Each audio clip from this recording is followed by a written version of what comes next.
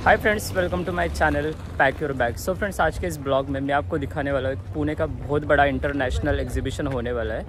तो यहाँ पे पीछे जो है वो एग्रीकल्चर कॉलेज ग्राउंड है पुणे का, और यहाँ पे बहुत सारे प्रोडक्ट्स अवेलेबल है। तो मैं आपको दिखाता हूँ एक्झॅक्टली वहाँ पे अंदर क्या क्या प्रोडक्ट्स अवेलेबल है। तो चलो।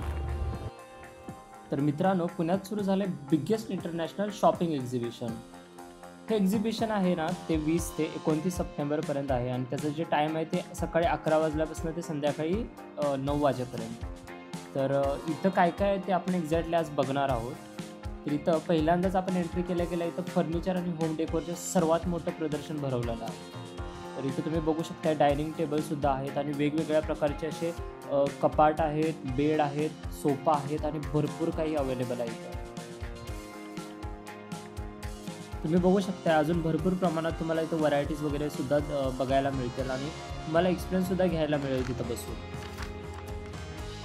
त्यानंतरच तिथं किचन ॲप्लायन्सेस सुद्धा आहेत, तुम्ही बघू शकता। म्हणजे वेगवेगळ्या प्रकारचे गॅस आहेत, चिमणी आहे, स्टोव्ह आहे।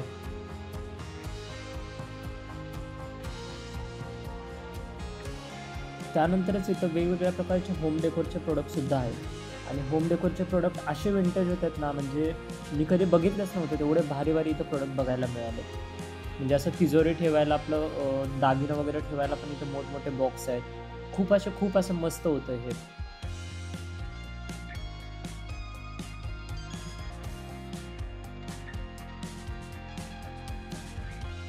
हे जे प्रोडक्ट होते होम डेकोरचे, ते म्हणजे पूर्ण बाउल्स वगैरे त्यापासून सगळं इथं अवेलेबल होतं।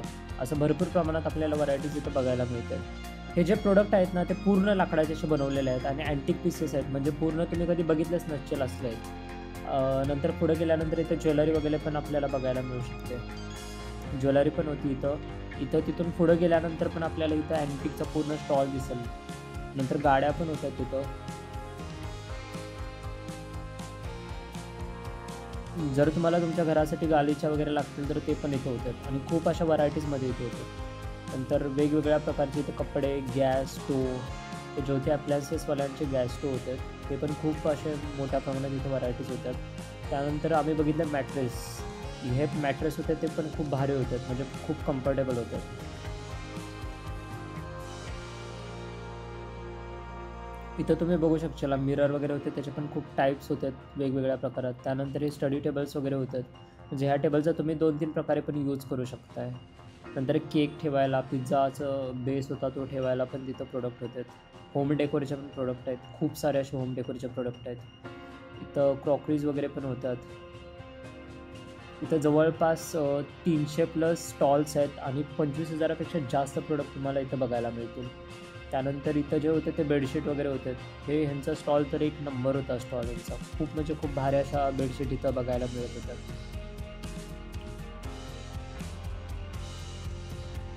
त्यानंतर सगळ्यात मस्त म्हणजे अफगाणिस्तानचे ड्रायफ्रूट्स, एवढे खतरनाक ड्रायफ्रूट्स होतात ना, आणि इतक्या प्रकारात त्यांच्या व्हरायटी होतात ना। काजू बदाममध्ये पण खूप व्हरायटीज होतात आणि खूप मस्त असे म्हणजे त्याची टेस्ट होती।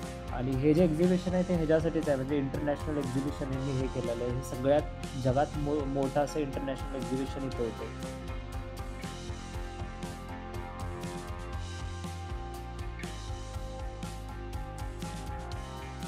त्यानंतर इथं पण आपल्याला ज्वेलरीचा एक स्टॉल बघायला मिळाला। त्यानंतर बॅग, लेदर बॅग ज्या होत्यात ना, हे कानपूरच्या लेदर बॅग होत्यात आणि एवढ्या भारी होत्यात ना। ह्यांच्याकडे पण खूप अशा पर्स वगैरे अवेलेबल होत्या, ट्रॅव्हल बॅग्स अवेलेबल होत्या, लॅपटॉप बॅग्स अवेलेबल होत्या। असं भरपूर प्रमाणात इथं लेदरचे जे प्रोडक्ट आहेत ना ते अवेलेबल होते।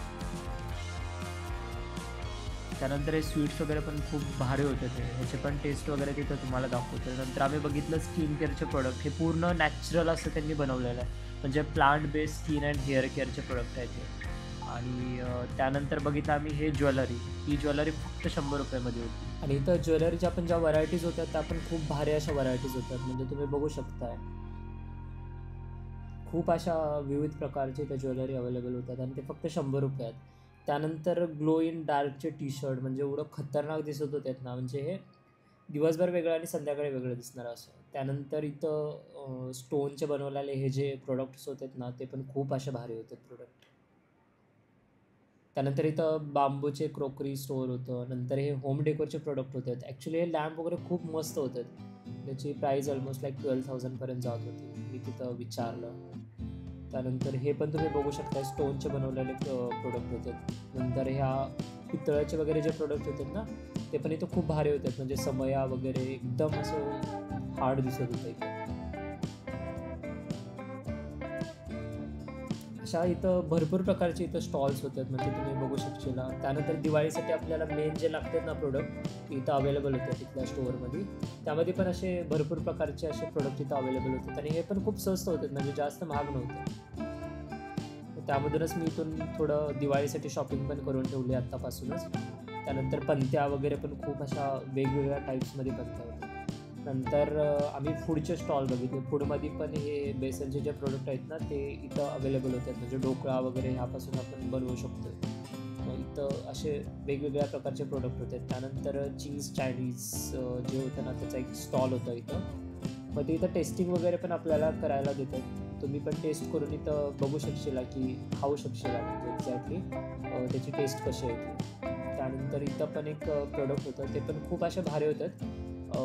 भाकरवडी वगैरे असं चिवडा, भाकरवडी असं भरपूर टाईप्समध्ये यांचे प्रोडक्ट होते. त्यानंतर आम्ही इथला ज्यूस पिला. ज्यूस म्हणजे सरबत, एकदम भारी असा सरबत होता इथं. सगळ्यात फेवरेट म्हणजे माझा रोजचा जो होता ना तो एकदम भारी त्याचा फ्लेवर येत होता. यामध्ये पण खूप प्रकारचे असे टाईप्समध्ये असे प्रोडक्ट होतात. गुरुजी स्टॉलचं नाव आहे यांच्या आणि खूप मस्त असे यांचे प्रोडक्ट होते. त्यानंतर आम्ही गेलो मालपाणीकडे. मालपाणीचे पण प्रोडक्ट एकदम भारी आहेत, म्हणजे एकदम बेकरी टाईप प्रोडक्ट्स आहेत. आणि ह्यांचा जो बेस आहे तो पुण्याच्याच बेसमध्ये यांनी बनवलेला आहे कंपनी. खूप असं मस्त आहे. मग तुम्ही कधी विजिट करताय पुणेच बिगेस्ट इंटरनॅशनल शॉपिंग एक्झिबिशनला? कमेंटमध्ये मला नक्की कळवा आणि सबस्क्राईब करा.